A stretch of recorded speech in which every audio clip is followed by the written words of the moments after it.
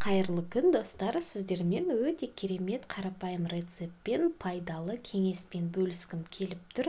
Осындай керемет тәттіні қаласаңыздар, онда үйде осындай желінбей қалып қойған печеньяларымыз болса, осыларды блендердің көмегімен бірінші үгітіп майдалап аламыз.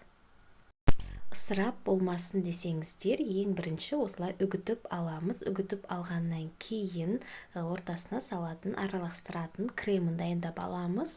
Бізге қажеті вареный сгущенка. Қалауларыңыз бойынша жаңғақ қоссаңыздар болады, және де 2 ас қасық қаймақ қосып жібереміз. Барлығын біркелкі бірінші венчиктің көмегімен араластырып аламыз. Осылай араласқаннан кейін үстіне сары майымызды қосамыз. Бөлме температурасында тұрған сары май болу қажет, ерітіп алсаңыздар да болады. Ендігі кезекте миксердің көмегімен араластыратын боламыз. Барлығын біркелкі етіп видеодағыдай араластырып аламыз. Дайын болған массамызды енді үгітіліп тұрған печеньямыздың үстіне құйып, барлығын қасықтың көмегімен араластырамыз.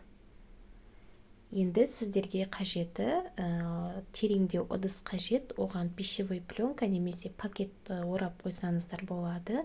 Жаңағы печеньямыз араласқан массамызды осылай салып, барлығын салып болғаннан кейін бетін жауып қоямыз. Холодильникте 2 сағат қойып қоямыз. Қату керек.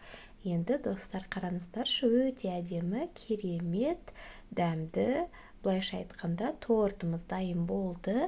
Сіздер де жасап көріңіздер.